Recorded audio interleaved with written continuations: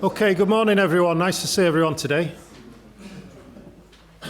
Thanks very much. We still, I think, have a few folk that may be joining us, but we'll get cracking and then they can join us as we go. So welcome everyone. Welcome to the Weaving Shed. Welcome to Eildon Housing Association. It's great to see everyone. I'm Nile Istephan. I'm the Chief Exec here at Eildon. I think I know most people in the room, but we've got a good session lined up today, and we've got a panel here to help us through that. So we've got Professor Russel Griggs, we've got Antonia, Jennings, and we've got Rob from SOSE as well, and they'll introduce themselves as we go through. Really grateful for people coming along to this session today, so thank you for that, especially if you've travelled from a bit of a distance, but hopefully it was a good journey, and we all appreciate the opportunity to actually be in the same space with each other for a change. It's always nice to be able to get together. Unfortunately, the Minister isn't able to join us today. He's unwell, which is just really unlucky. When you're organising these things, it's always trying to organise around people's diaries, but you can't legislate for just someone being unwell. So it's a disappointment, and I know the Minister was keen to come to participate in this and to make the linkages with community wealth building, but we have lots of expertise on the panel that can make those linkages for us today as well. It means we can have a bit more time to think about these things at a slightly more leisurely pace, which is always a good thing. So I'm sure we'll use the time sensibly, and there will be opportunities, obviously you'll see from your programme, for questions and discussion. So we'll have a bit more time for that. So as we're going through the sessions, if you haven't already, jot down a few thoughts and notes about any questions or observations that you want to make near the end. And we'll be doing that thing that everyone loves in passing a roving mic around as well. So we can come to that at that stage. And the session obviously is being recorded, as you'll see from the plethora of AV equipment. So just to make people clear and conscious about that. So looking forward to a really good session. Thanks again for turning up today, and I'm going to hand over to Professor Russel Griggs, the Chairman of South of Scotland Enterprise. Russell. Thanks, Al. So good morning to you all. Yes, it is a nice morning to be in the Borders. As Al said, for those that don't know you, I'm Russel Griggs. I'm the Chair of South of Scotland Enterprise, and I'm delighted to be here this morning to talk about both community wealth building in the round, but also in the specific opportunities that we're going to talk about, which are to do with decarbonising and the loop that and the need to change a lot of the way that we provide energy to housing over the next 10 years and into the future. It's interesting that community wealth building is now a word that probably we in the south of Scotland have been doing for decades, if not centuries, because small communities tend to look after themselves, and they tend to try and get the majority of the of the wealth that they can generate in their own communities to it. So community wealth building, this new word that we're now all getting to be involved with, and we are delighted to be one of the regional pilots for community wealth building, is something I think we've all done in the south of Scotland for a long, long time. So it's not anything new to us. Perhaps what this will do is focus our minds on making it much more of a central part of what we do. We can see, I guess, if we look out into the market at the moment, the innate demand for community wealth building in our region, from communities that organise themselves to take ownership of assets. As you know, we have a lot of asset transfer, be it land or buildings, going on, and they have been transferred with the intention of creating new jobs and increased activity in that community. To businesses keen to innovate and grow, if they can be certain that there will be local investment and local opportunities they need to order to take that first step. It is really important when a business takes its first step that there are local opportunities around it, and especially in the sector that we're going on to discuss this morning around housing and retrofitting. It's a real opportunity for us to grow, our own buildings in the south of Scotland. We're all now wading our way through the pages, but really pleased to see the consultation on community wealth building. And we as an organisation, South of Scotland Enterprise, will provide our own positive input into that consultation. But I would encourage the rest of you if you want to look at it, because it's really important for us around community wealth building. This will become legislation later this year, Rob, I guess, that we all have an opportunity to make sure that our communities, and our communities are small and some of them are quite fragile, that we make sure that they have that input that we need. What we need to use that, though, is to plan better how we maximise the investment and ultimately the benefit that we get out of them. What we all have to remember is it's the people of the south of Scotland that we serve. And I remember that every day I get up and wake, that it's the people that are the people that judge me, and therefore it's the people that we should be working to. And while organisations out there are important, it's the people that in the end that should get the benefit from community wealth building. I guess since I started doing this about 5 years ago with my friend Pip over there from the Southern area, Upland Partnership, and going around speaking to the population of the south of Scotland, the one area that's come up time and time again, and in the last set of consultations we did was by far the one, was housing. And the need in our region for housing, both in terms of quality and availability.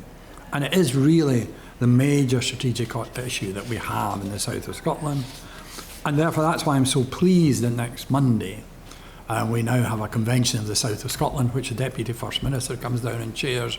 We all gather around the table with the Council and all our other partners to look at what are the big issues. It's devoted solely next week to housing.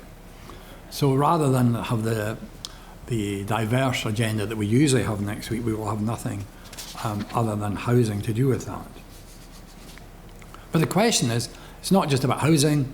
Do we have houses to house the people, our young people, to keep them here, for the new staff members for businesses that we bring in to live in? But are they energy efficient houses? And many of them, as you know, those who live here, are older and are harder to treat. Our colleagues in CLES have identified a specific demand and a potential demand, which they'll talk about, and I'm not going to talk about that. Our construction industry, though, that we have in the south of Scotland is mainly based around small and medium-sized companies. And we have now a huge opportunity for those to grow into bigger companies and for us to start a lot more. Because we need to get that retrofitting so that we get to the net zero targets that we want to do. That investment has to be made, and we ask ourselves, what would it look like if that investment was made using community wealth building principles? So how do we go and retrofit the tens of thousands of houses in the south of Scotland now, I guess, and construct new ones when we want to do that locally? So that means we need to have a local supply chain, we need to have skilled carpenters, joiners, brickies and everything like that. And to be honest, we don't have enough of those at the moment. So that's what this is all about today, is how we start to look towards how we put together that piece of infrastructure and what's the current barriers to making all that happen. So we've been working, and it's good to see our friends from RSLs in the room today, and thanks Anal for hosting today.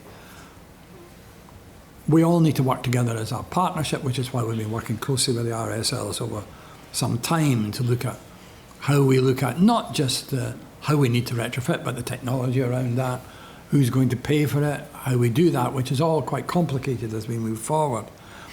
And Antonia, so I'm not going to get into Antonia's stuff at all, is going to talk through what the opportunity is. But it aligns very well with what we want to do as an organisation.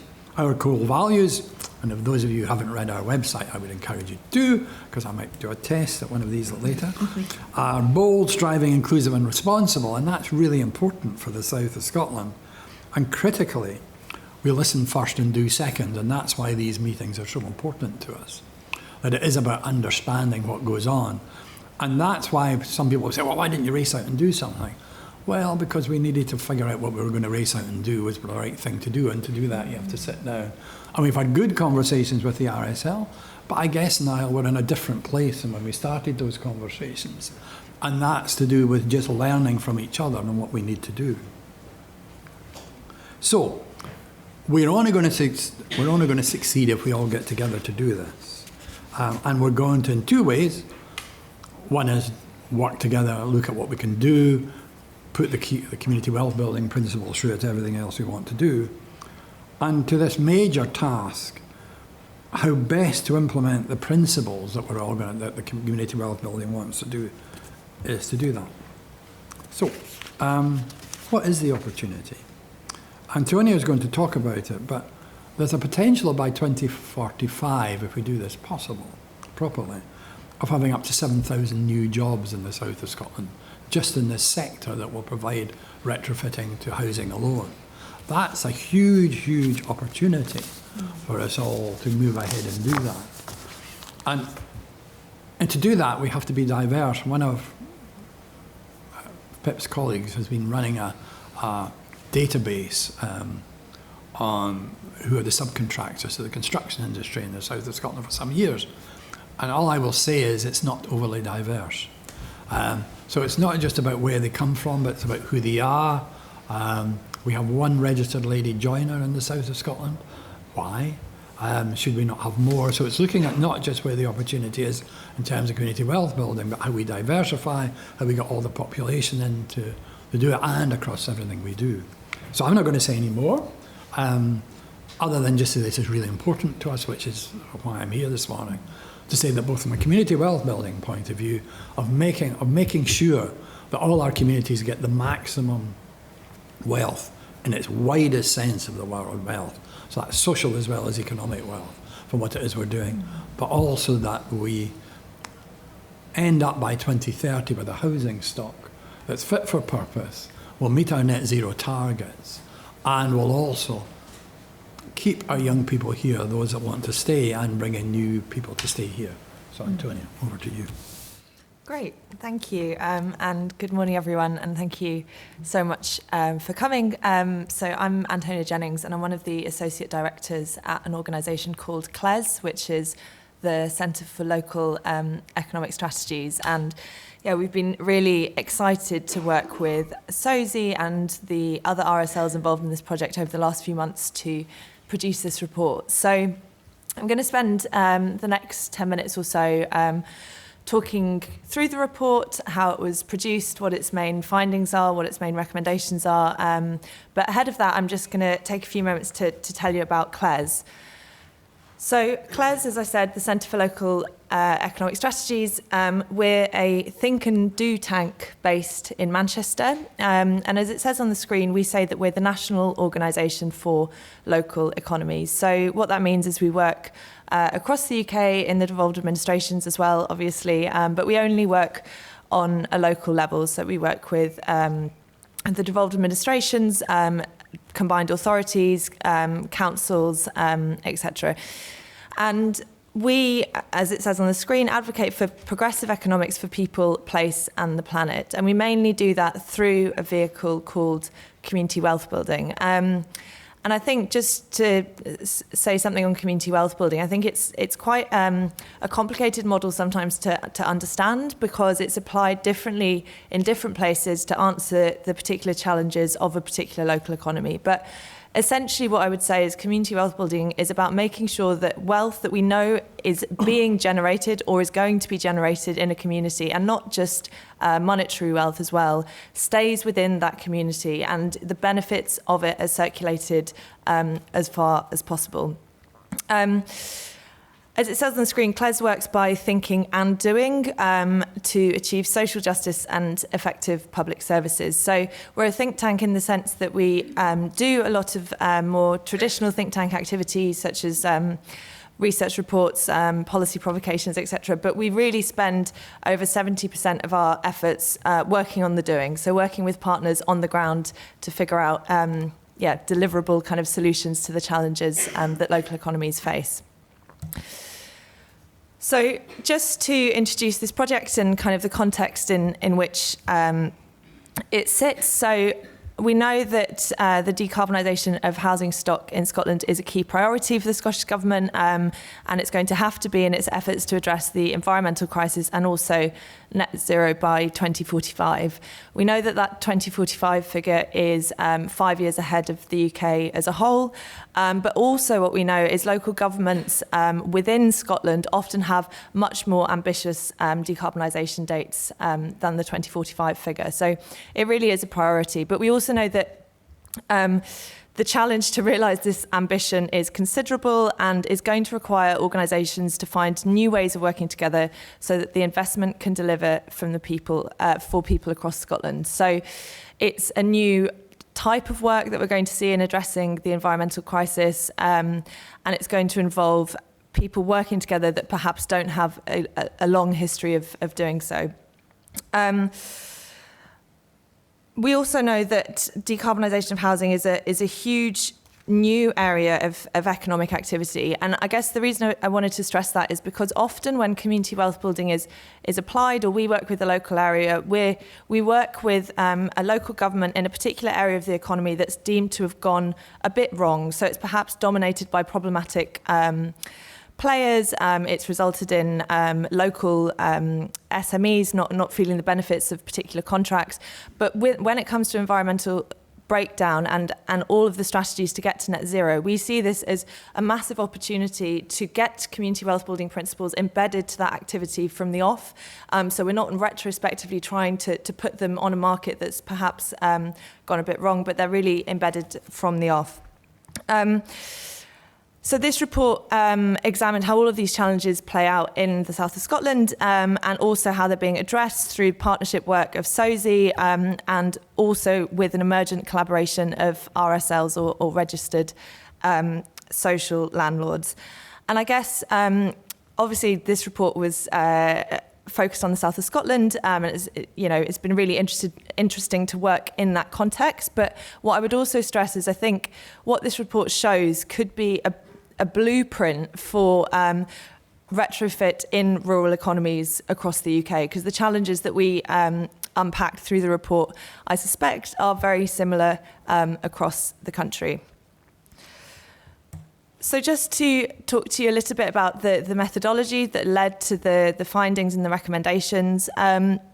The first part of the methodology was just calculating the exact scale of the opportunity. So we worked with an organisation called IPPR for this, which is the Institute of Public Policy Research.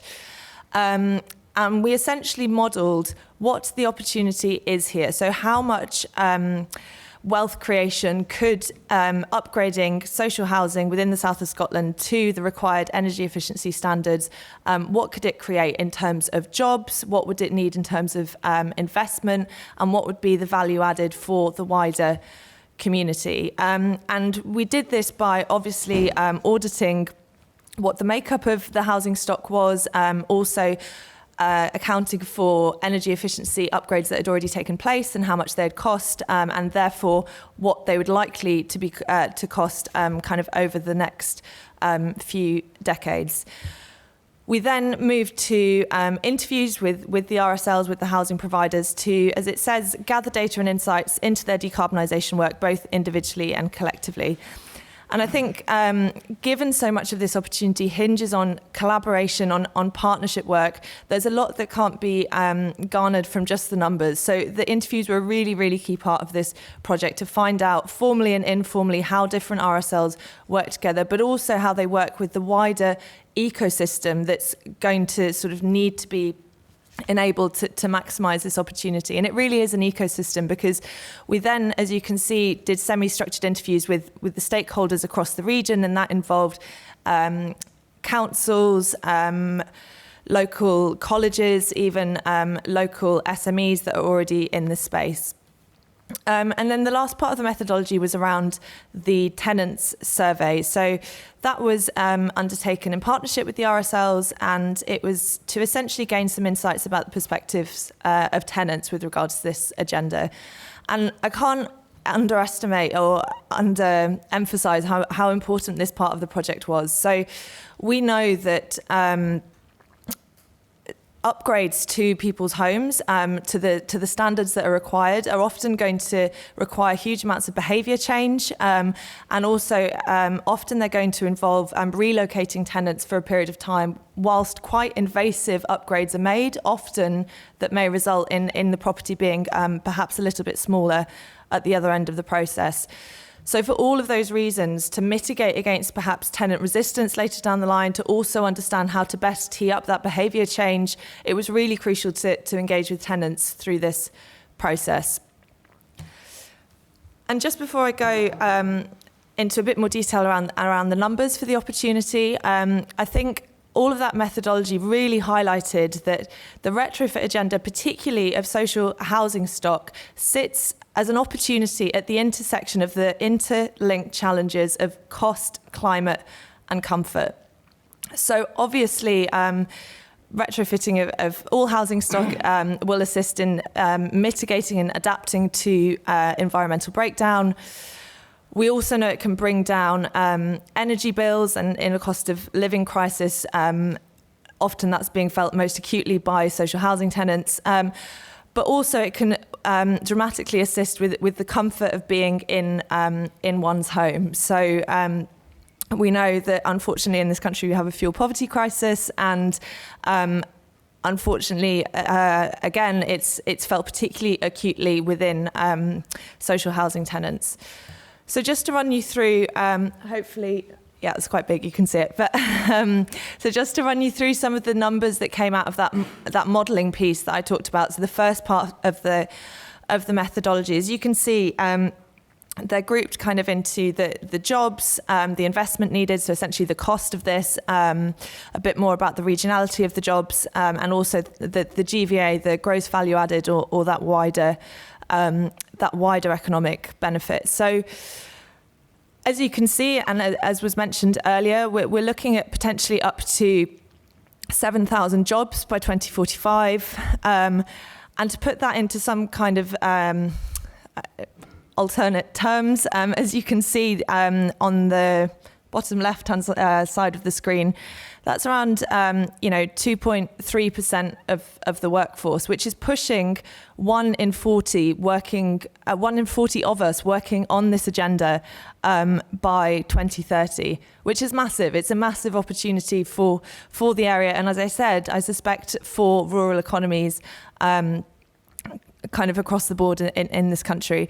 In the top right, we quantified how much investment is likely to be needed to realise this opportunity, and the numbers aren't small, but I think coming back to those community wealth building principles, we know that these energy efficiency upgrades are going to need to be made. So we know that this investment is going to happen. It's more around how can we make sure that this money that will be flowing into the area is benefiting local people, and local businesses.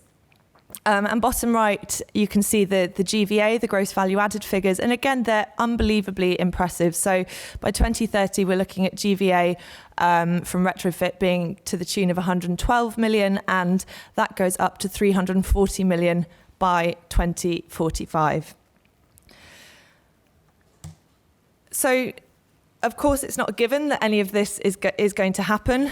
And so the report concluded with a suite of recommendations around how we best believe to get there, what that roadmap is.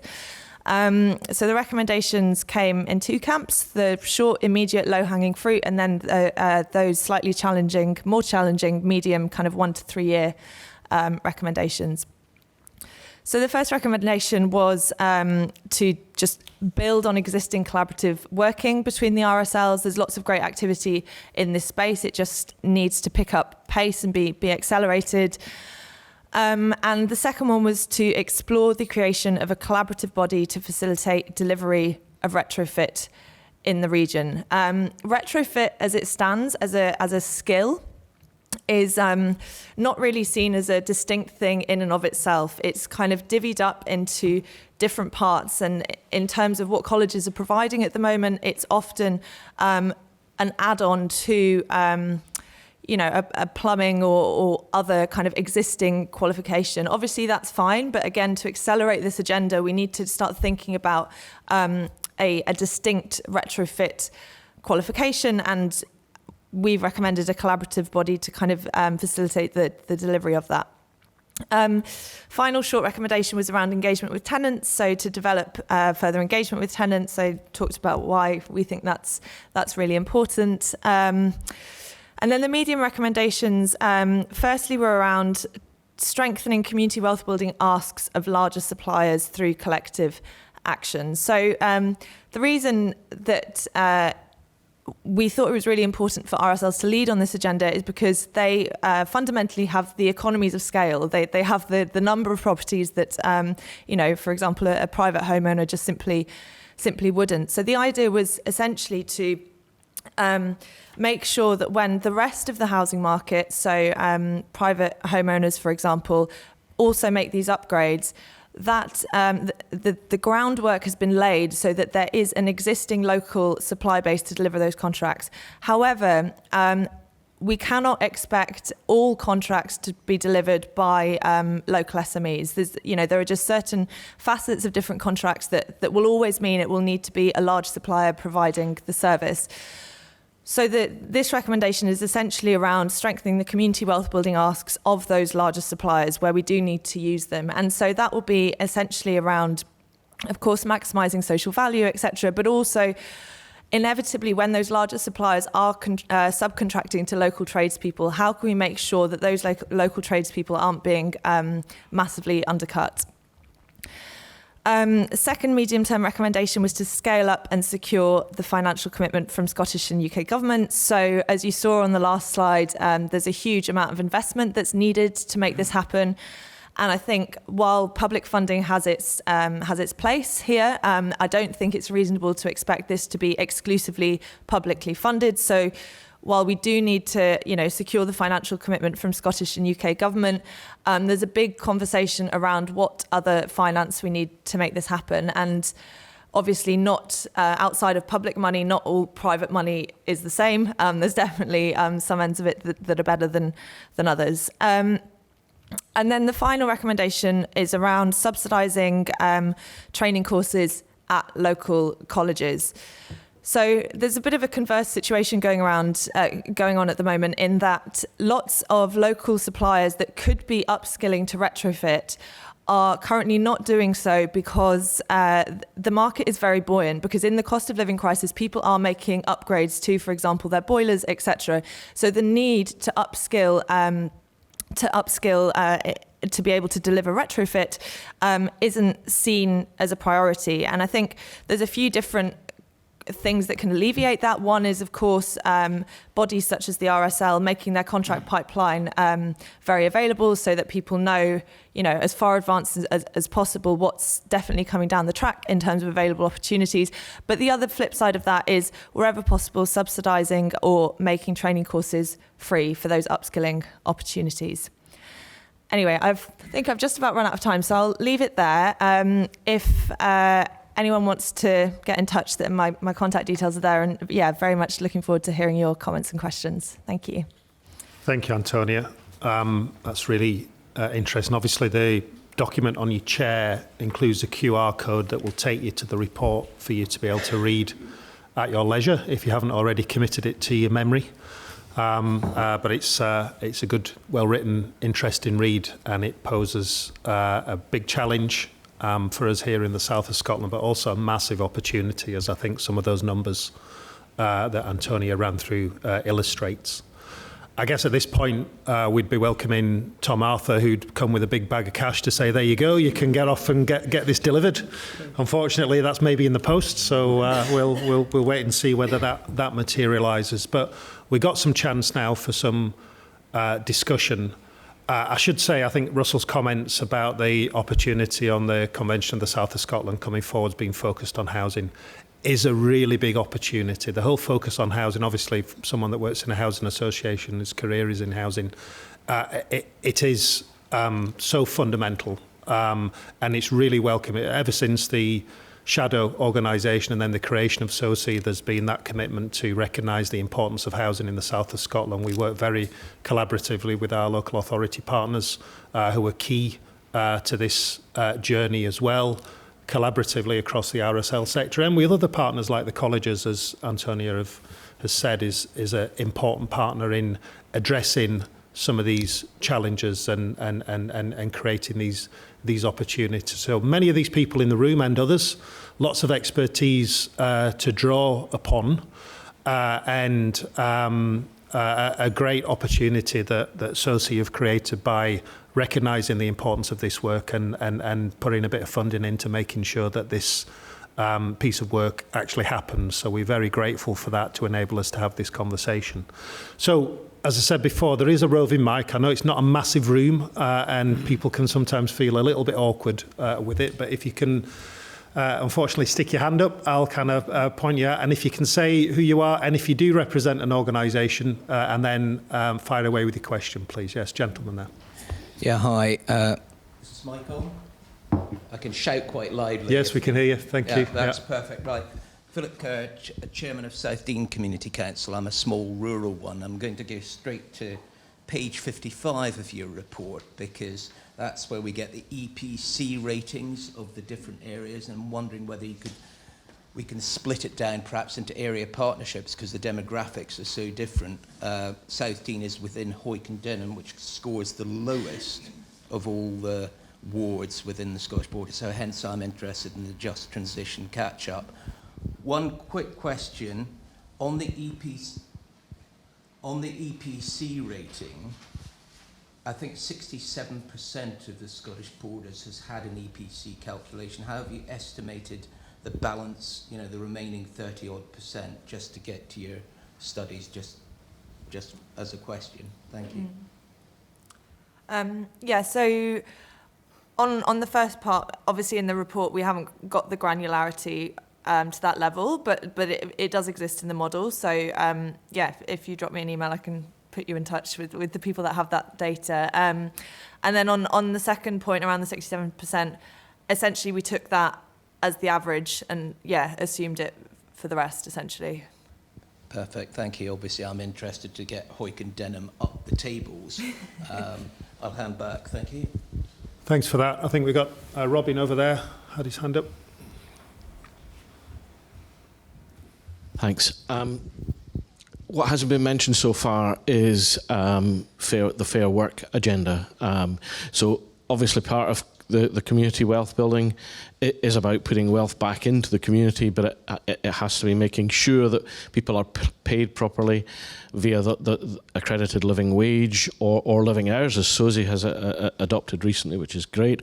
So I'm just looking for a confirmation that Fair Work agenda would be part of this process, and that we would be ensuring that people are paid properly, and also that there isn't a disadvantage for companies in doing that. In other words, that the budget will help them to become living wage employers. Let me introduce Rob Davidson, who will answer the question. That's a good chair's role, always to pass the ball. Another member of his staff. Rob looks after community wealth building within the organisation, so I'll answer it to say yes, but Rob will make a more detail on it. So, absolutely.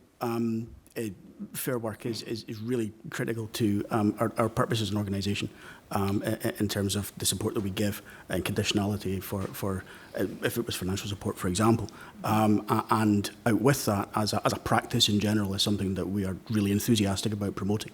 I think you make a very important point with regard to the cost implication that may arise from that when we look at procurement and we look at cost of projects. Undoubtedly, that is a consideration, I think, across community wealth building and how it's being discussed at all levels at the moment.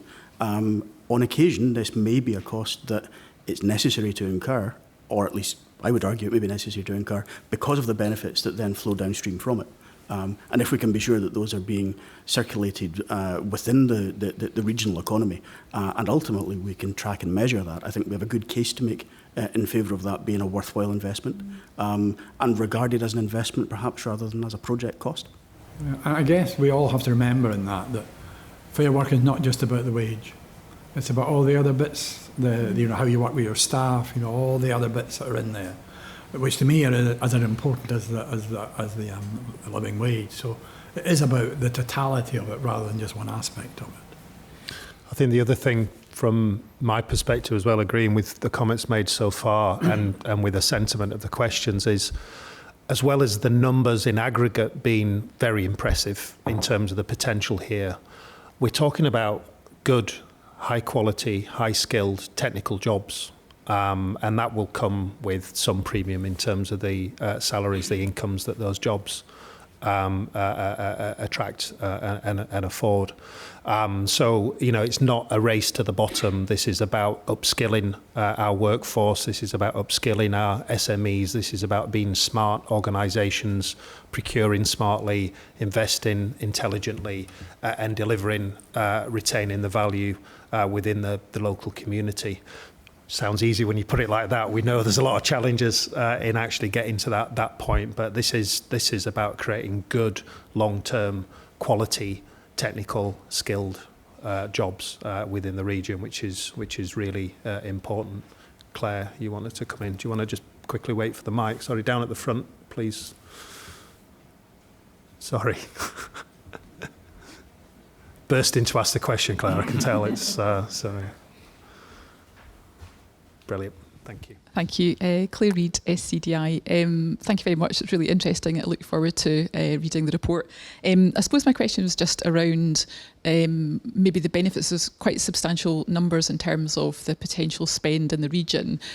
Has the report, or have you thought about sort of the standardisation and the sort of quality aspects of that? So clearly there are different ways of achieving decarbonisation in housing and retrofit. So was there a sort of a sense of trying to get to a kind of South of Scotland standard? Did you have a view on which were the right technologies to use? And I suppose also how you might achieve quality, because there's really a huge opportunity there in terms of that spend to do something consistent working as partners across the South of Scotland. And I just wondered in terms of the kind of quality and standardisation and technology aspects, whether that was something you looked at, because I know sort of anecdotally from people who've sort of, been first movers in terms of putting in air source pumps, for example, sometimes the installer's knowledge is maybe not what it should be, so there's a sort of upskilling job to be done. So I suppose my question is around technology, standardisation and quality, and to what extent you see this as an opportunity to address all of those issues. So if I can start and then Rob will take over. I suppose one of the challenges we have is exactly the point you mentioned towards the end, that the technology in this sector is developing all the time. So where we were 2 or 3 years ago with what was available in the market to retrofit has moved on quite substantially. I suspect we'll move on even more substantially over the next 3 or 4 years. So we've got to be careful that what we do is don't rush out and say we'll do this to everybody and then along comes something else. So I suppose what we'd say is the quality of the work in each way we do this will be to the highest standard we can do it. But will it all be the same? Probably not, because there'll be different needs in different types of houses. And also, as I've learned as I get into this, what the NHS wants as a house for its junior doctors, etc., is very different to what Nile might want for his tenants. So there'll be a variation in that. So I think there's an overall, we want to do this to the highest quality standard, but we have to make sure that we're not doing something now that's going to be surpassed in technology 2 or 3 years from now, and we have to do it. And there are all sorts of different models about how you finance this, if you get in that as well. So I suppose the undertaking is done to the highest quality standard, but not that there's a one-size-fits-all in all of this. And I think that's a bit we have to be careful about. No. Yeah, I mean, you've hit on a real dilemma, and it's something in terms of where we go next beyond this report that has certainly given myself and my colleagues in fellow RSLs lots of pause for thought. So there's big investment decisions that we will make individually as organisations that are absolutely critical to our businesses and our business plans and our customers going forwards. And then there's obviously each housing association, although we share the same title, we share the same ethos, we share the same direction, we have a different legacy, we have a different stock base, a different set of challenges within our existing stock, and different solutions that will be required in order to get to the destination that we're all looking to get. So I don't think we ever thought it was going to be a big bang approach. We all kind of buy into one technology, one supply chain. I think there's going to be horses for courses. That's what makes it interesting. That's what makes it difficult. And also that's what makes us share that knowledge and intelligence as we go through this journey, because there's going to be some difficult nuts to crack as we go down the line in terms of retrofitting. But having the framework around which to have that conversation and having the relationships with key public agencies and training and educational partners is a fundamental, it's a necessary but not sufficient condition to get us there. There's a lot of discussion still to have.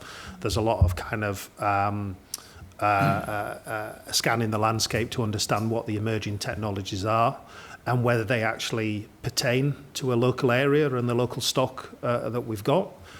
So it's got to be definitely a solution that's built in the south of Scotland, but looking at the opportunities from broader afield. There's a lot still to play out in that whole debate, but I think the issues that you highlight in terms of what some of the prizes in that are, to me, another fundamental there is unless we do collaborate across that broad partnership, we haven't a prayer of addressing those.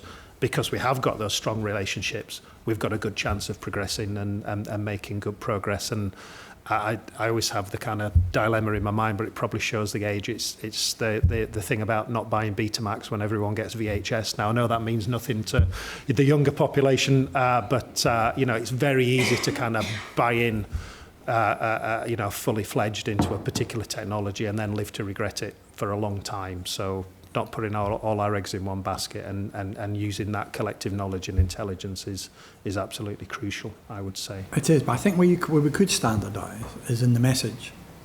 I mean, one of the things that's really intrigued me around this is just how little the population know about what all of this is going to happen over the next 10 years. So there's a load of folk out there that just, and it's not helped, I have to say, by some of the big providers. And the last time we had a gas engineer into our house, which is only about 4 months ago, he told us not to worry. By 2030, our gas boiler would be converted to hydrogen and everything would be fine, which of course it won't be. So we need to have a message that's about, here's what this is about, here's what's going to happen. Will it be disruptive? Probably. So I think there's a clear thing we can all do as a partnership about honing the clear message that goes out into the community about what this is it's going to do. Or maybe that's what we need to standardise and get together. Sorry. No, sorry. No, I was just going to add one thing very briefly. Is that, and Niall's sort of aware of this. In a former life, I was involved in something called the Edinburgh House Project, which is about a bunch of people, suppliers getting together to figure out if they could agree on a standard house type. Now, that's more appropriate to new housing, but I think the interesting learning from that as well is just maybe something else to think about is Scottish Futures Trust got involved and actually got the partners to work together to digitise what they were trying to do. So just in that kind of whole area when you're thinking about technology and what kind of standards and what quality you're trying to get to, and that they could potentially prove another additional helpful partner in what you're trying to do. But thank you. Absolutely. Thanks, Claire. I'm just going to bring Elaine in. Thank you. And I'll come to you, Pip. There you go. Microphone before. Don't break it. Morning. My question, so Russell, you talked about people, and that to me is why we're here. It's what difference can we make. So, across the south of Scotland, we've got an ageing population. They are fabulous older people. We've got a lower in birth rate, which means there's less young people coming onto the planet for us. And in the middle, we've got a rapidly squeezed workforce. We're talking about 1 in 40 people in this industry. That's fantastic. That is an amazing opportunity. But if we don't have houses for people to move into, to live in the south of Scotland, to work in the south of Scotland, to community wealth build in the south of Scotland, if we don't have the training for them to come to, that's right training at the right time that then enables us to drive this forward and at the rapid pace we need to, I'm really concerned about the possibility that we will end up in a position where we can't achieve what we need to achieve because we forgot the people bit.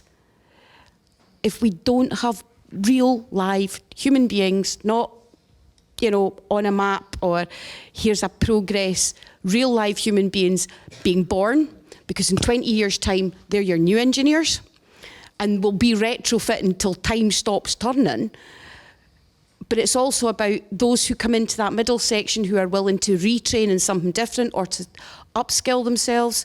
So what do we do about the people? Because we don't have the housing, we don't have the training, and I'm really worried about it because we cannot not get this right.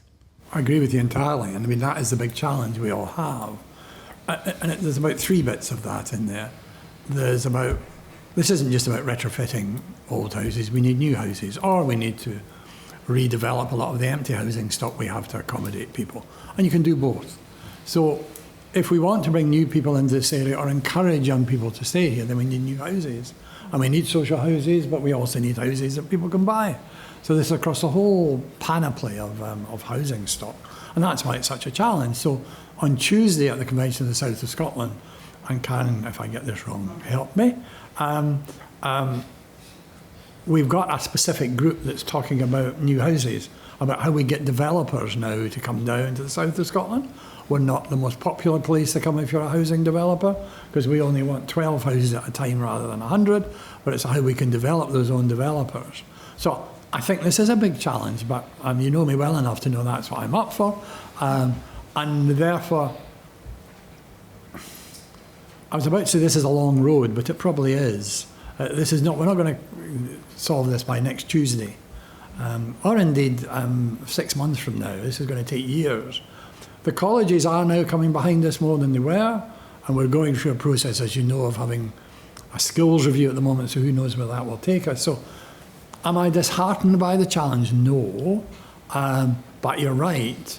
And a lot of it will be getting the people in communities to understand what's about to happen. And just in a personal, I've been annoyed intensely for the last 4 weeks because they're digging up the gas pipe outside my house and I can't park my car there anymore. That's going to happen a lot more across the south of Scotland, the communities, as that happens. So there will be all that type of stuff. It's a good technical term that we go through to make sure. But you're right.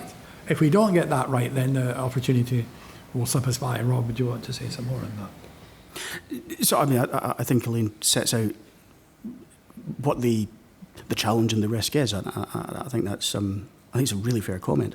The bit that I wanted to add, in addition to Russell's comments, was that absolutely housing is critical. It's the key to, I think, unlocking pretty much everything that we are tasked with and the issues that we're faced with as a region. But just in addition to what Russell was saying, we have, I think, some interesting models in terms of where there has been community-owned affordable housing constructed. So, you know, the passive houses at Closburn and Dumfries and Galloway, for example, a brilliant example, community-owned, highest possible energy efficiency standards. Now, of course, those are small numbers and across the piece are, fewer instances, but potentially they help to fill the gaps that don't necessarily make sense for other providers, and also fill them where there's an evidence of need, because the first part of that process is establishing whether that need and demand exists. So as we're discussing the big picture and everything that we need to do to assemble this and make the cogs mesh together and get it right, I think we need to bear in mind that there may also be routes into this and instances where communities and community ownership and provision of affordable housing might be a really valuable and important part of the mix, and is additionally community wealth building writ large, I think. So something I think that we want to keep an eye on and see where we can perhaps help to assist and foster where it's appropriate. But this takes us, as you quite rightly said, into the area of planning and all that type of stuff. We've got lots of places earmarked for housing all across the south of Scotland that have been earmarked for 25 years. Do we need to look at where the land maps are, where all that type of stuff? If we're going to do this, do we need to relax some of the planning issues around some of the stuff we're doing? So it's challenging, and you're right to, and you just keep beating away at it, Elaine, and we'll make sure we get there. Thank you. And it is always about people, isn't it? It's always a good reminder. We've got Pip, and then we've got Julia, and then over there. So, yep. Thanks, Niall. 2 points, I guess. Pip Tabor, Southern Uplands Partnership. We've been working very closely with Scottish Borders Council and Borders College and others on this issue for some time.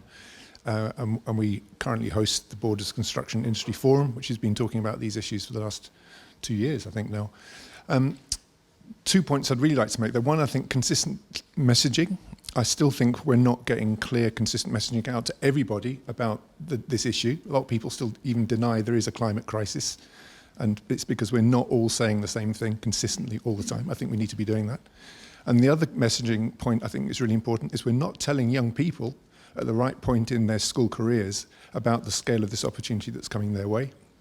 Construction is still seen to be something that you do if you can't do lots of other things, which maybe pay better or better quality jobs. We need to encourage people in primary school, I would suggest, to understand the scale and the opportunity and the excitement of this opportunity that's coming, because children need to make those decisions fairly early on if they're going to get to the point where they've got the right skills to do the job we're going to need to do. And this particularly applies to retrofit, because it is difficult. It's not just putting bricks on top of each other or putting up insulation. It's understanding how houses work and how condensation works and how ventilation works. And these people are going to have to understand this broad range of new things if they're going to do the jobs that we're going to have them to do. So it's a complicated thing. We need to get messaging right, I'd suggest. Thank you. Can we take a couple of questions before we respond? So, yeah, Julia, and then there's a lady there, and then Davey, and then we'll get a response, if that's okay. Hi, Julia Malloy, Chief Executive of SBHA. And firstly, thank you for funding. Thank you to SOSE for funding this report. It's been a great opportunity for us all to look together at a problem that we have really been scratching our heads on for quite a while. And really, really valuable baseline, I think it is, for what we could do. One of the trends we're seeing in cities is the whole kind of decarbonisation of the heat supply. And it's a real challenge in a rural area. We know a lot of the projects that are in progress or have been delivered in cities are very much large scale, but there is a technology and an opportunity there, and also maybe some really long-term jobs in decarbonising the supply. So whilst we're all focusing on the fabric first and we're focusing on solutions, we know some solutions, for example, air source heat pumps in flats, are going to be a real challenge. So have we any thoughts on how we could connect with that market and connect in areas where we need, because to be successful, what those projects need is 24-hour energy use. And obviously businesses, public sector, places such as swimming pools and local factories could play a massive opportunity in that. And it's a great opportunity to move us forward. Great, thank you. So again, a couple more. Yeah, lady there, then Davey, then next to Julia. And then we'll get a response. Thank you. Thank you. I'm Catherine Matheson. I'm the Director of Enterprise and Business Innovation at Borders College. And I really just wanted to kind of talk a little bit more about training. I think Borders College particularly is sector leading when it comes to training around green skills and retrofit, and it's something that we're working on all the time. But as Antonia said earlier, it's not about the ability of colleges to deliver training, it's about the funding around that. For particularly in the south of Scotland, because we have so many small and micro businesses, it's not just about the cost of the training, it's about the fact that you have to take time out of your working week to attend training. And so although we're offering an enormous suite of different courses, the uptake is quite low in a lot of areas, and it's because people cannot afford to do that. We've had funding cut by 30% this year for the training to support this sort of upskilling. And so unless there's some financial commitment and some investment coming from somewhere, I think colleges are in a very difficult position. It's not that we can't do it and we don't offer it, we do, but it's encouraging businesses to get on board with that and to upskill. Thank you, Catherine. You might have stolen Davey's thunder there. Were you going to say Sorry, exactly Davey. the same thing? You can reinforce it if you want. But do you want to pass the? Sorry, Davey. You want to pass the microphone? Yeah, sure. Thanks. David Lowe, Assistant Principal at Borders College. So, yeah, Catherine's touched on some of what I was going to say, but the flip side of that, and again what Antonio discussed before, was about there is no specific retrofit training qualification. It's all a mixed match. So forgetting about the funding element of it, if you think about the training side from my point of view, there's nothing out there specifically to encourage people, and we don't have the flexibility within our structure with SDS and SFC to dip in and out of different qualifications. So from a college perspective, we need to have greater flexibility going forward with these qualifications so we can deliver what is required for the sector. And again, just to touch on what Pip was talking about, I get on my soapbox a wee bit about this because people keep saying you need to go into schools, you need to be educating the school kids. I actually think we do a lot of work in our local high schools, in our primary schools and in nursery schools. The problem I find is that these kids get highly enthused by what we're saying and what we're showing them in our facilities. They go home to their parents and say, oh, you know what, we were doing insulation today. I want to get a job in insulation. And their parents turn around and say, oh, you're not doing that, son. I want you working in IT. So to me, the key area is influencing the influencers. It's not just about the schools, it's getting to the influencers as well. Great. So we've got more people wanting to... Do you want to respond to any of that, or shall we keep going round? Yeah. So... yeah, we've got, thanks to Julia, and we've got Paul. Sorry, there was someone, Louise as well, wasn't there? Thanks. So, yeah. Thanks, I'll pass over quickly. Just one observation and then maybe a question for Antonia and the team.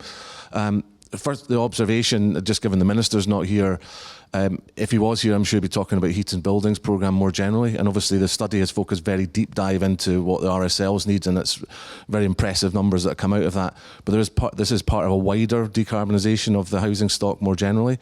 So we are talking about a £33 billion programme across Scotland, and pro rata within our region by 2030 be about 850 million. So the figures that are already impressive on the slide only capture a part of the picture. So I just wondered, the question is really from Antonia, there was intriguing lines in the slides there about the kind of intervention that might be made in the market to try and establish collaborative work between supply chain and perhaps looking at the kind of tier 1, tier 2, tier 3, tier 4 contracting kind of model and how we can intervene in that to make sure local businesses capture some of this really important work. And how important do you think that might be in, if you like, feeding the growth of the supply chain more generally to be able to cope with the level of demand that will be coming across the entire housing stock and non-domestic buildings as well. So I just wondered if there's anything that Antonia or indeed the panel can say on that. Thank you.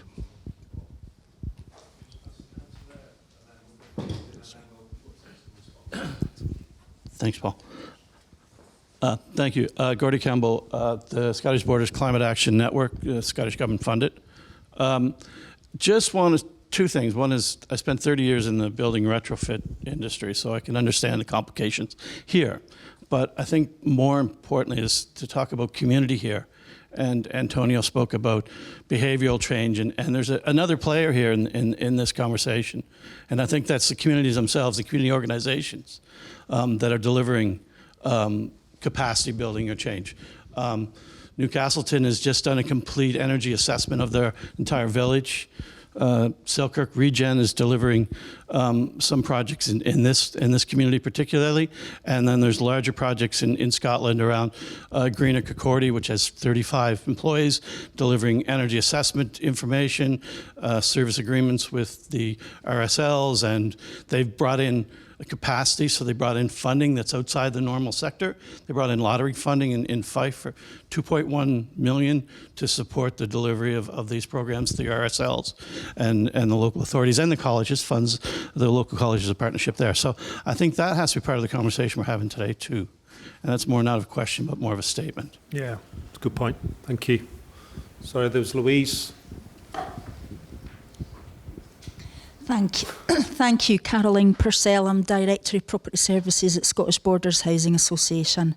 Just a thought from me in terms of, yes, fabric first is an approach where we need to take, but when it comes to then the electrification of heat, when we're then talking about also electrification of transport as well, getting everything in place, we also need to make sure that the electrical infrastructure across the south of Scotland is geared up and ready to take this within the same timescales that we're ready to go as well. Thanks, Cara. If you still want to come in, Louise, and then we'll take some reflections on all the comments. Hi there, Louise Cox, Scottish Borders Council. It's a little bit of an observation and then a question probably for Niall more than anyone else maybe. Just to follow on what Pip was saying, at SBC we've been working with the college and various other partners, RSLs, through the Home Energy Forum, which has been running for about 5 or 6 years, and then the Construction Forum. I think what we're talking about is really, really helpful, airing all of these issues, but all those bits of the jigsaw still seem to be teensy little bits sort of in the abstract. And it's trying to work out from the recommendations that Antonia was working through what the kind of programme approach is going to be. So what are the immediate next steps, and how can we work together to make sure that delivery is targeted and we know who's going to be doing what. And I suppose just a little plea that the work we're doing with the Construction Forum just now is kind of moving from almost kind of forming stage into consolidating. So the work that we're trying to do with a lot of construction sector SMEs around what support, collaboration, networking, basic information can we provide through that forum. We're at the point of trying to work out how to programme that.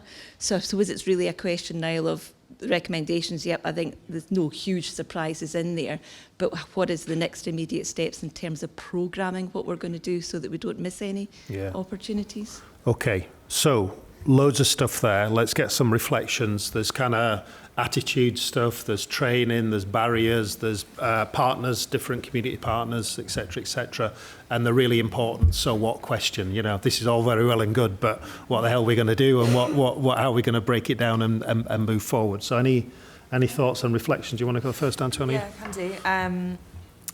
Yeah, I'll maybe park the so what point and hand back to you.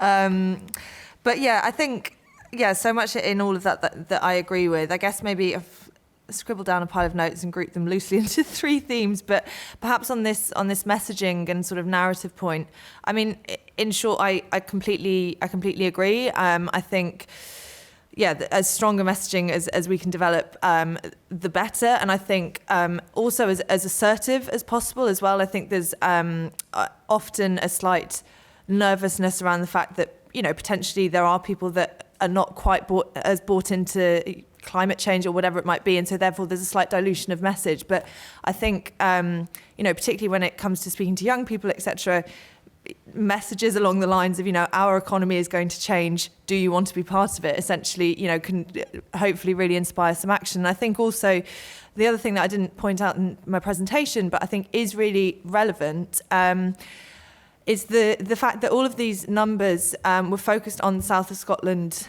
exclusively. The point being is that if the south of Scotland gets ahead with this agenda, there's no reason why it shouldn't be a supplier to the north of England, to the rest of Scotland. It can really be, you know, a UK leader in this space. And I think, again, that's something that, you know, could come through in messaging as well. On the young people point, I think, or this, you know, the labour market, and I think that kind of wider offer to sort of come to the south of Scotland to set up your business, etc. I think it really points to what I tried to bring out in my presentation around the need for an ecosystem approach. This is really going to require a lot of effort and coordination across local firms, across colleges, you know, across planning, etc. But I think one thing that I would say that I personally really see as necessary to kickstart this is making sure that whether it be the RSLs or the other players that commission contracts of these kinds, that as soon as possible we are making contract pipelines public so we know what's coming. I think in my mind there's a lot of sort of chicken and egg debates you can have in this space, but surely knowing the scale of what's coming, which hopefully, you know, this report has assisted somewhat in doing, is going to break that cycle a little bit. I think there's lots in the skills piece. Something we haven't spoken about today, which is definitely a critical component, is apprentices. We spoke to a lot of people in interviews that brought up the challenges around apprenticeship programmes in rural economies, particularly rural economies such as the south of Scotland that are dominated by micro enterprises, you know, often sole traders or SMEs with just a handful of people. And I think the combination of tiny businesses, rural economies, and no sort of discrete retrofit qualification is a bit of a perfect storm with regards to hindering kind of young people getting their first job in this space. There's also another huge piece of this puzzle that, again, we haven't touched on that much, around business support as well, and potentially via local government or other channels can be provided in that space. So yeah, just finally, just on that specific question around procurement, there's so much that can and sort of should be done in this space. I think obviously the recommendation focused on making sure that we have community wealth building demands of larger suppliers.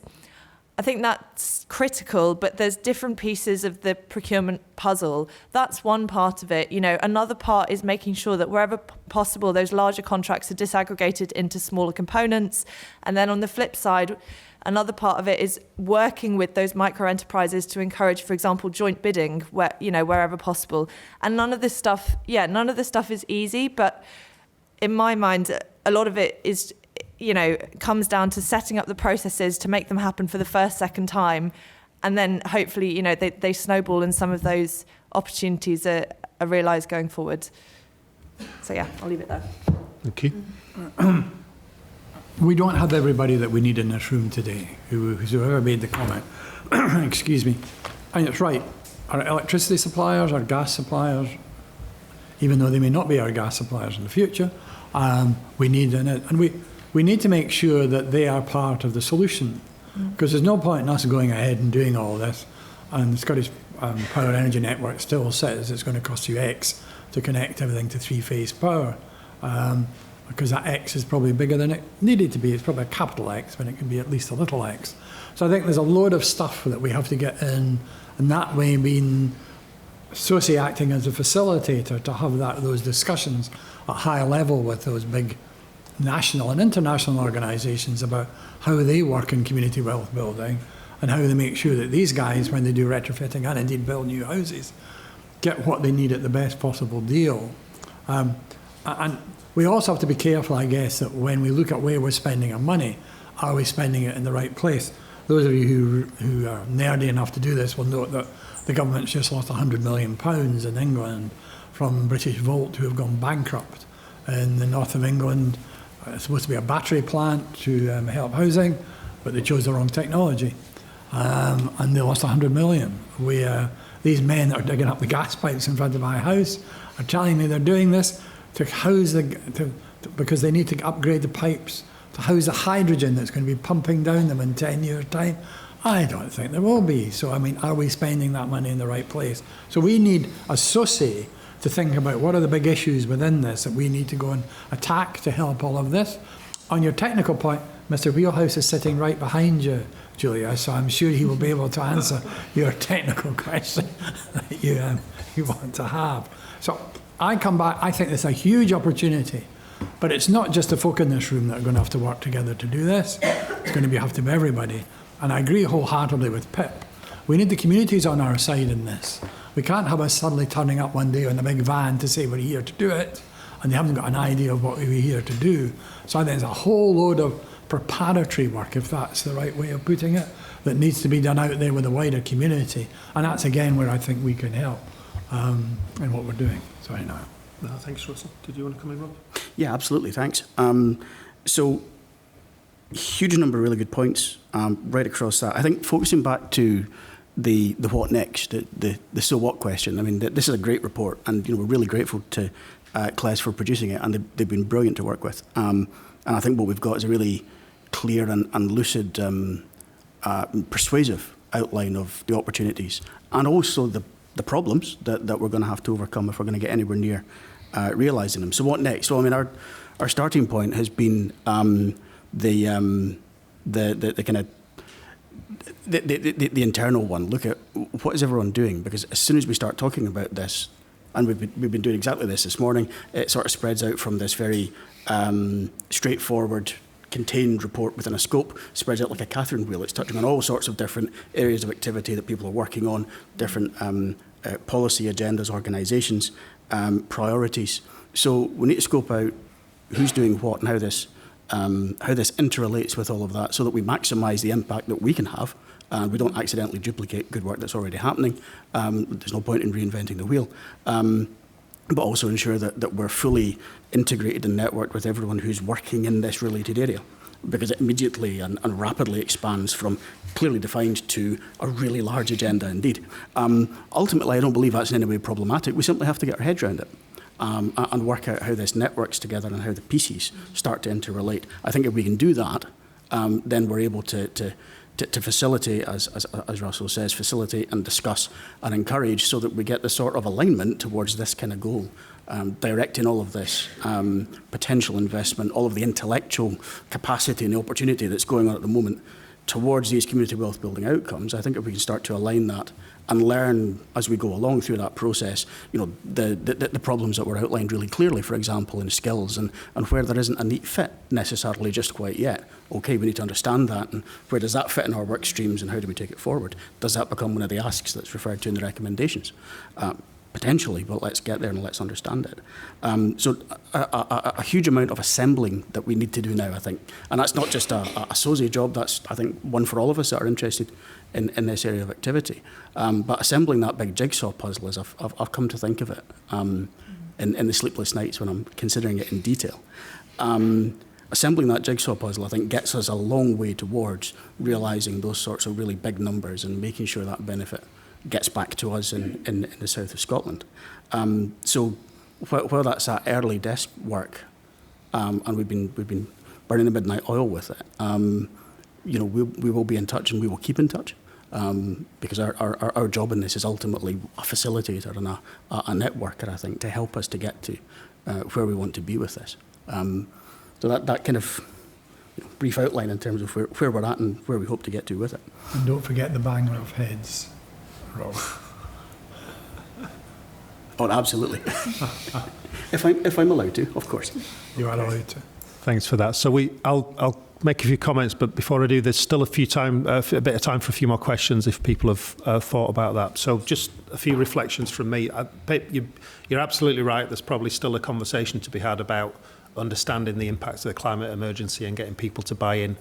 But if people don't want to buy in, I think there's an equally and parallel compelling case of affordable warmth. And we know that that's a really significant issue. So whatever we do in this space, we need to keep that in mind. I think going back to Councillor Thornton-Nichols' point about this is about people. So at the moment, people are suffering because they're struggling to heat their homes. Whatever we do in this space has to assist in making sure, as well as decarbonising, as well as sustainability targets, we don't lose sight of affordable warmth as a basic human right going forward. So there's more than one compelling reason why this stuff is really important, and although it's difficult, we need to keep a focus on it.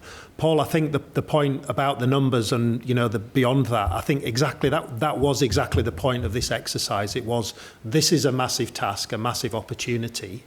How do you make a big stride into it? Well, the argument, the case, if you like, was you've got a group of organisations that make up and are responsible for around a quarter of all housing stock within the region.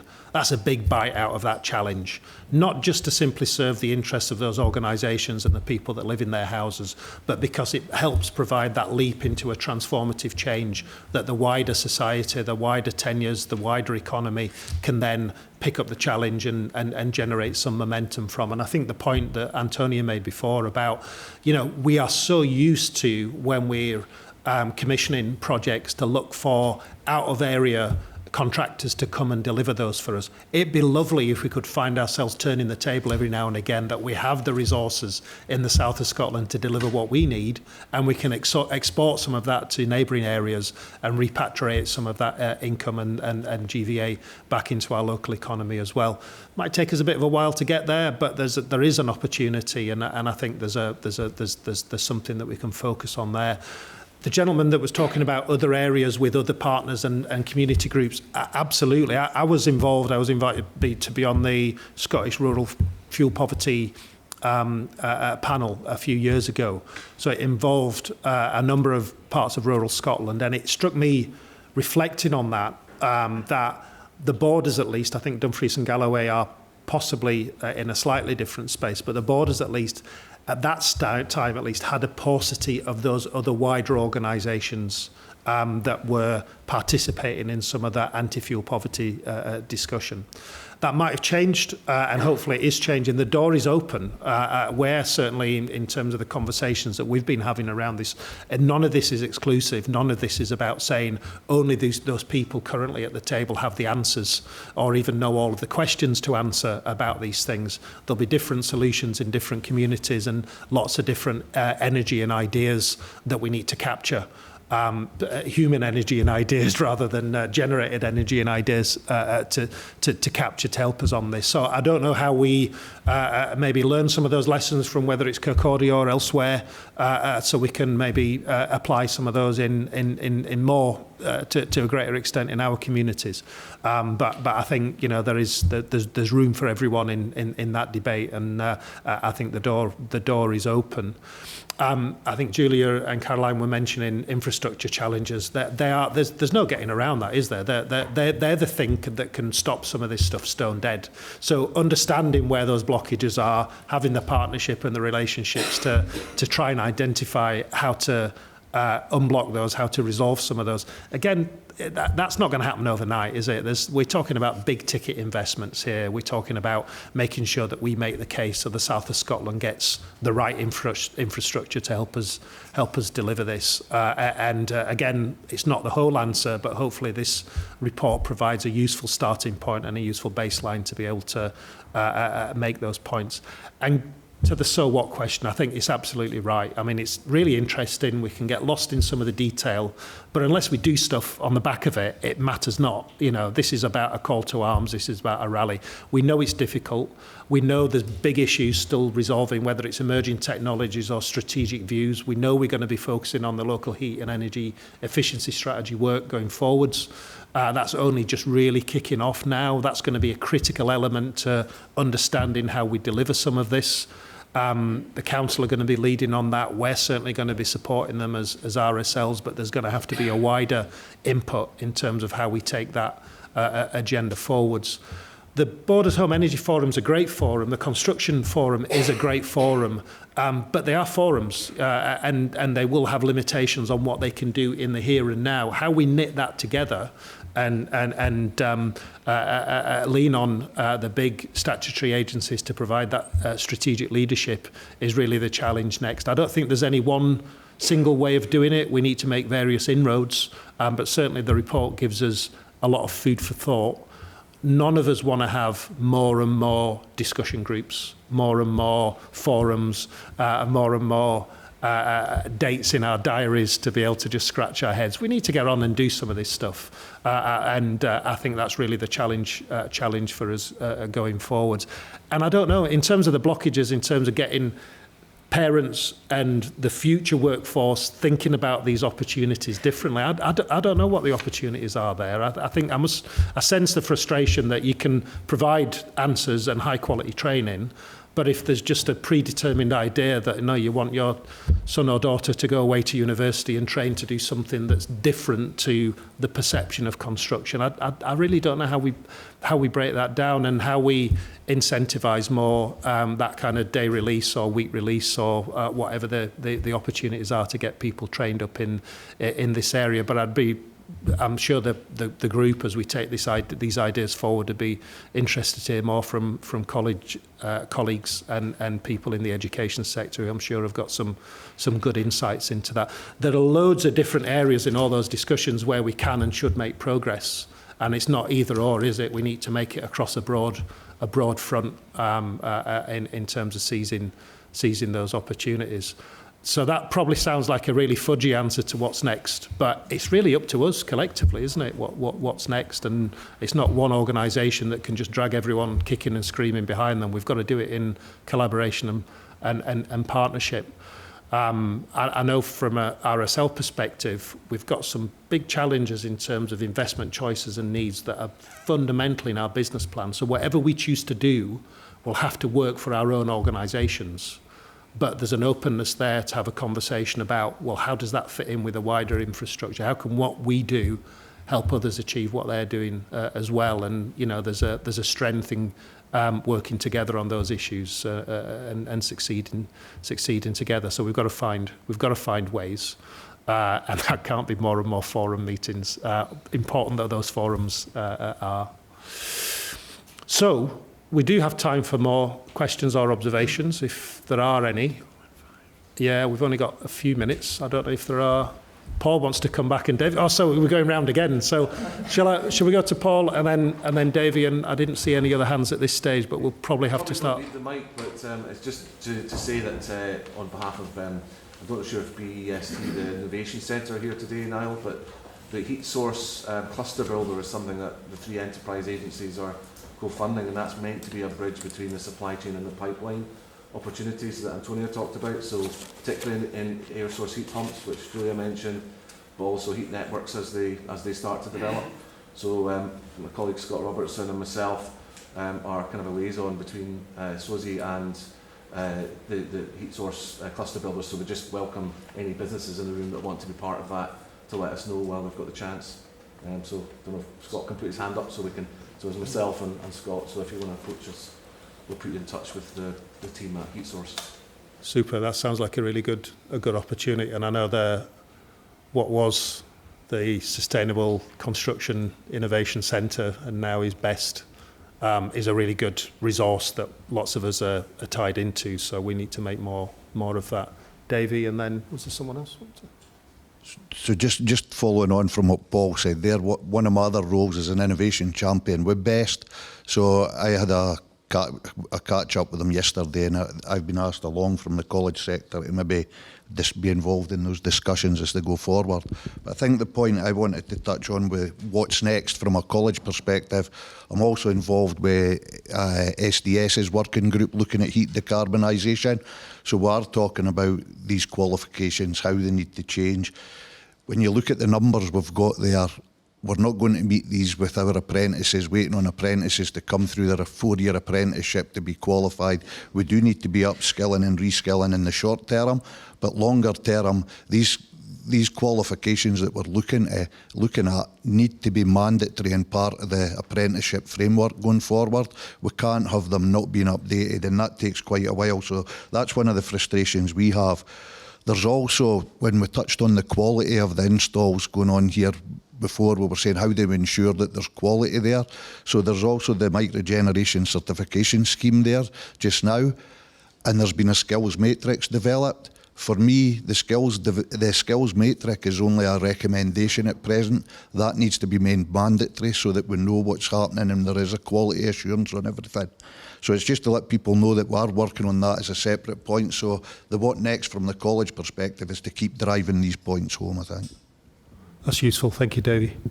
So I think we're done time-wise. So thanks to the panel, thanks to Rob, Antonia and Russell, and really appreciate everyone coming along today. There's lots of food for thought. There's lots for us still to do. The conversation needs to go on.